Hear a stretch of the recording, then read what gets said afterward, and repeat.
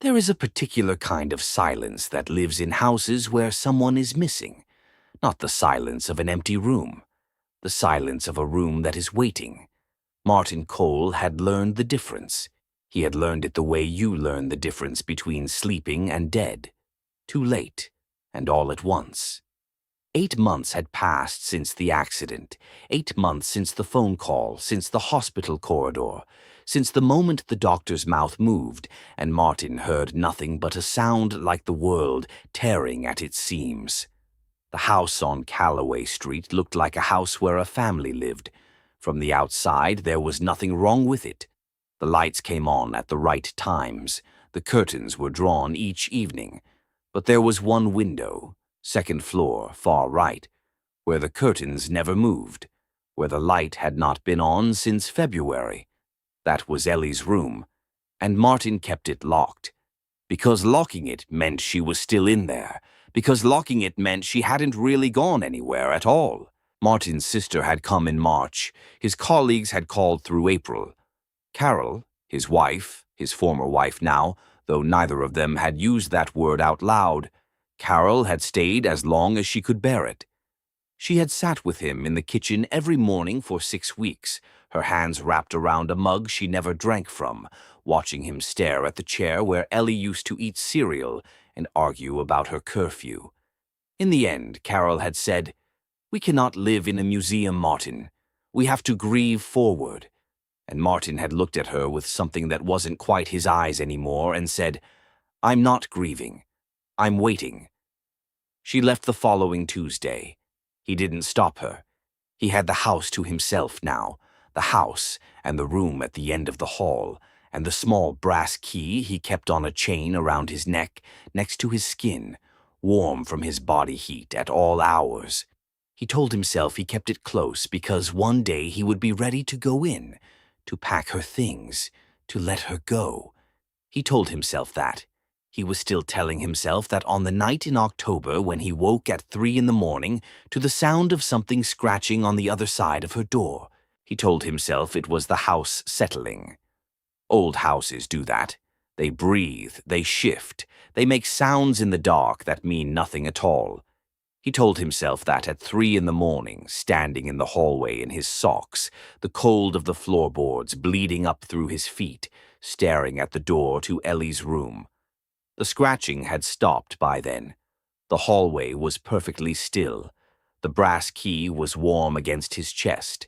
He stood there for a long time, long enough for the cold to move from his feet into his legs, long enough for the shadows at the far end of the hall to do something he couldn't quite name. Not move, exactly, but shift in a way that shadows don't shift when the source of light hasn't changed. He told himself, "There is nothing in that room." He went back to bed.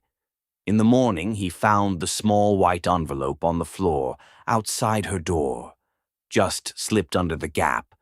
He told himself it must have been there for months, fallen from a stack of her things, the draft under the door finally moving it free. He picked it up.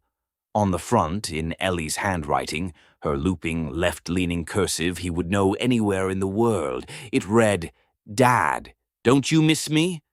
He had kept the baby monitor as a joke years ago. Ellie had been 12 when she found it in the attic, and she had set it up in her room as a prank.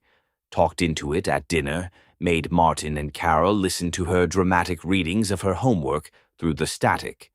It had been funny once. Martin had kept it on the kitchen counter, its green power light blinking slow and steady like a heartbeat. He had no reason to keep it.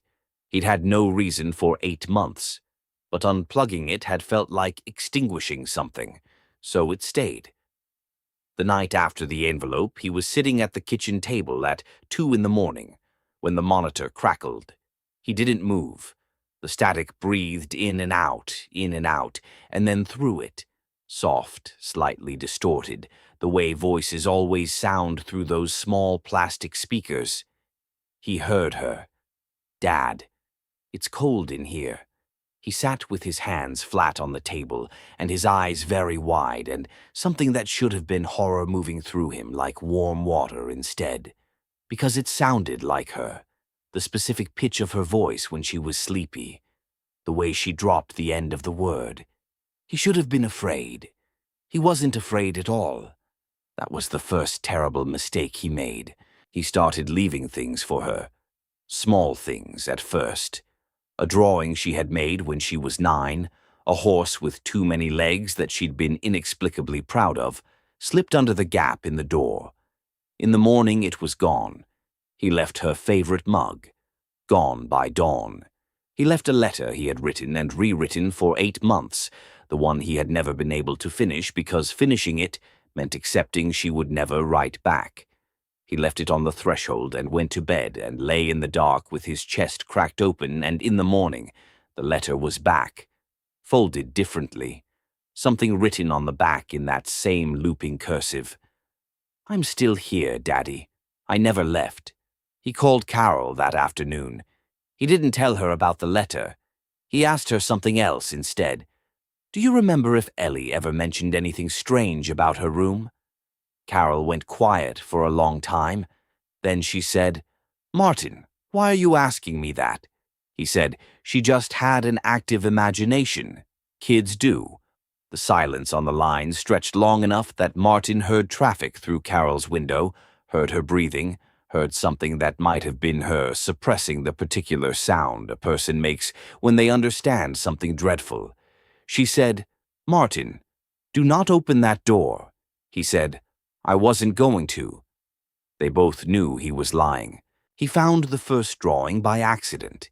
He had been passing her door. He passed it often, slowly, on his way to and from the bathroom in the middle of the night, and he had crouched to slide a photograph under the gap, one of her from a camping trip, laughing with her hair tangled from wind. And as he crouched, he saw it through the gap, just a sliver of it. Her wall, which had been bare white since the paramedics had come through in February, and he had stripped it of everything, could not look at her things, had boxed them in the corner, and could not look at those either. Her wall was not bare anymore. He could only see a fragment through the gap. A hand, drawn in charcoal, life-size, pressed flat against the wall at floor level. Fingers spread. But the fingers were wrong. He counted them. He counted them again. There were 6. He stood up very slowly. His legs were shaking in a way that had nothing to do with cold. He thought about what Carol had said. "Do not open that door." He thought about the envelope, the letters, the voice through the static. He thought about the specific warmth of the brass key against his sternum, and he understood, with a clarity that arrived too late and too complete, that something had been very carefully, very patiently teaching itself how to be his daughter, and it had been using him to study. He called Carol back that night, not to talk about the door. He told himself he was calling because he missed the sound of another person's voice, a living person's voice, filling the kitchen. Carol answered on the second ring, which meant she had been awake, which meant she had been thinking about him. She said, "Martin, tell me what's been happening," and something about the specific steadiness of her voice broke something loose in him. He told her about the envelope, the monitor, the letters. He didn't tell her about the drawing. He couldn't say the drawing out loud yet. Carol didn't speak for a very long time. When she did, her voice was careful in the way voices get when they are trying not to crack. She said, "I need to tell you something," she said. "The month before the accident, Ellie told me she was having bad dreams. She said something was in her room at night. She said it stood at the foot of her bed, and it knew her name, but it wasn't." And here Carol's careful voice did crack, just once, just barely. It wasn't using her name to call her home. It was using her name to learn it. "Martin, I should have taken her seriously. I should have told you. We should have." She stopped. Martin asked, "What did it look like?" Another long silence. Carol said, "Ellie told me she never saw its face. She said it didn't have one yet." Martin sat in the dark with the monitor glowing green on the counter, and he thought, "It has one now. It took 8 months, but it has one now." He opened the door on a Thursday. He doesn't know why Thursday. He doesn't know why that particular night at that particular hour, standing in the hallway at 1:30 in the morning, with the key in his hand and his heart doing something complicated and wrong in his chest. The monitor had been silent for 3 days. No scratching, no letters, as though it knew he was close, as though it was holding very still so as not to startle him. The key went into the lock, and the tumblers turned, and the door swung inward, and the smell hit him first. Her room, exactly as it had smelled when she was alive, that specific combination of her shampoo and her sketchbooks, and the candle she burned when she thought he wasn't paying attention. It hit him like a physical blow, and his eyes filled immediately, and the wrongness of his emotion was the wrongness of it all. He should have been afraid. The walls were covered, floor to ceiling, every inch of the white plaster buried under charcoal drawings. Horses, trees, his face over and over, rendered in perfect detail, watching from the walls with her eyes. His daughter's drawings, her exact style, her exact hand, except that in every single drawing, in every version of every image, something was standing just behind the subject, just out of frame, a shape, 2 arms too long, and when he looked toward the bed, toward where she used to sleep, there was something sitting there. It turned toward him. It had her hair, it had her eyes. It tilted its head the way she used to tilt hers, and it smiled, and the smile was almost right, almost exactly right. And the thing that was wrong about it was the one thing he could not look at directly and still remain standing. It said, "I knew you'd come. You always come when I call." And Martin Cole stood in the doorway of his daughter's room and understood with perfect and absolute clarity that Ellie was gone. She had been gone since February. Whatever had been calling him home each night for 8 months was not his daughter. It had eaten his grief like bread. It had grown fat on his missing her. And it was not finished. He doesn't talk about what happened between the moment it smiled and the moment he found himself outside in the January dark, barefoot in the snow, 3 streets from his house with no memory of running. His hands were bleeding. He had put them through the hallway mirror without knowing he'd done it. The key was gone from around his neck. He doesn't know when he lost it. He called Carol from a neighbor's porch at 2 in the morning, and she drove 40 minutes in the dark without asking a single question, and she sat with him in her car with the heating running full, and she held his cut hands in both of hers, and she didn't speak. He didn't speak either for a long time. When he did, he said, it knew things. It knew things only Ellie would know. Inside jokes. Her nicknames for things. The name of her first crush. Carol said it had 8 months to learn. He said, "How do you stop something like that?" Carol said, "I don't know that you do. I think you leave. I think you leave and you don't look back and you grieve forward, the way I said."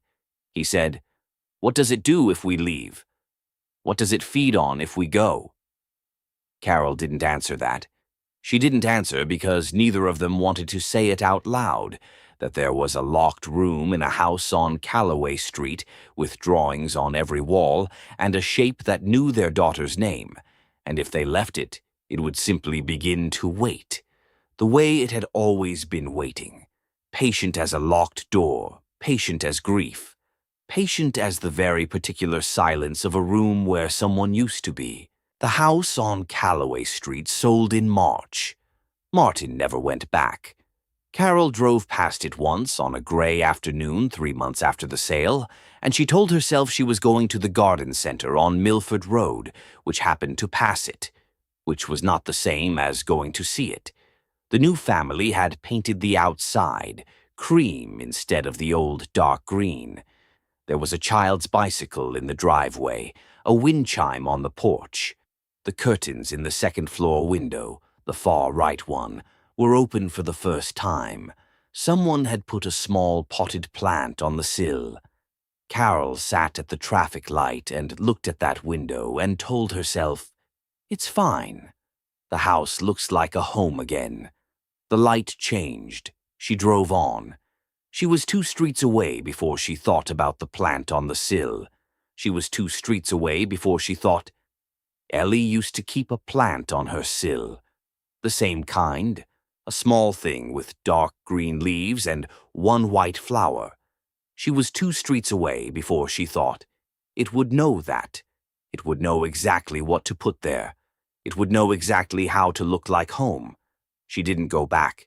She told herself she didn't go back because it was fine. Because some things, once you've driven past them, are better left behind you. But she turned her radio up very loud for the rest of the drive. And she did not call Martin. And she never drove down Calloway Street again.